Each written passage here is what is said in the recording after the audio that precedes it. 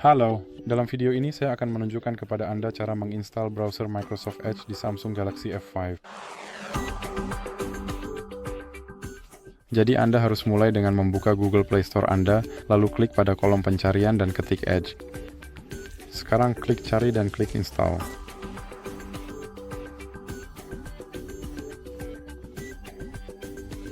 Sekarang klik buka.